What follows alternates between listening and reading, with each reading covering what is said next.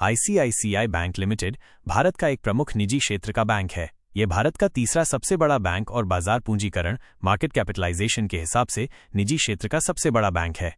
ICICI bank की कहानी थोड़ी अनोखी है। इसकी शुरुआत सीधे एक बैंक के रूप में नहीं हुई थी, बल्कि एक वित्तीय संस्थान के रूप में हुई थी। यहाँ इसकी शुरुआत का पूरा सफर है। 1955 में स्थापना। आईसीआईसीआई की स्थापना 1955 में हुई थी। उस समय इसका पूरा नाम industrial credit and investment corporation of India, जिसे हिंदी में भारतीय औद्योगिक ऋण और निवेश निगम कहा जाता था। इसकी शुरुआत विश्व बैंक, भारत सरकार और भारतीय उद्योग के प्रतिनिधियों की पहल पर हुई थी। इसका मुख्य उद्देश्य भारत में व्यवसायों को मध्यम और दीर्घकालिक परियोजना वित्तपोषण प्रोजेक्ट फाइनेंसिंग प्रदान करना था, ताकि वे अपने उद्योगों का विस्तार कर सकें।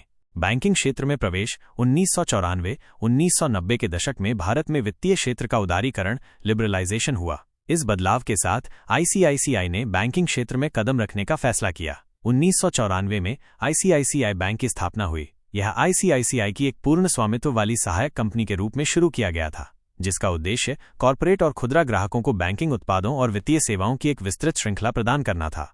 आईसीआईसीआई और आईसीआईसीआई बैंक का विलय 2002। समय के साथ आईसीआईसीआई बैंक ने तेजी से विकास किया और खुदरा बैंकिंग में एक मजबूत उपस्थिति बनाई। 2002 में मूल आईसीआईसीआई और आईसीआईसीआई बैंक का विलय कर दिया गया। इस विलय के बाद आईसीआईसीआई बैंक एक बड़ा और मजबूत वित्तीय संस्थान बन गया, जिसने अपनी सेवाओं और नेटवर्क का तेजी से विस्तार किया। कुछ महत्वपूर्ण उपलब्धियां। 1998 में आईसीआईसीआई बैंक ने भारत में इंटरनेट बैंकिंग की शुरुआत की। 1999 में ये न्यूयॉर्क स्टॉक एक्सचेंज NYSE में सूचीबद्ध होने वाला पहला भारतीय बैंक बन गया। आज आईसीआईसीआई बैंक भारत और 19 अन्य देशों में अपनी शाखाओं और ATM के व्यापक नेटवर्क के साथ एक महत्वपूर्ण वित्तीय खिलाड़ी है। यह व्यक्तिगत बैंकिंग, कॉर्पोरेट बैंकिंग, निवेश बैंकिंग, बीमा और एसेट मैनेजमेंट सहित विभिन्न प्रकार की वित्तीय सेवाएं प्रदान करता है।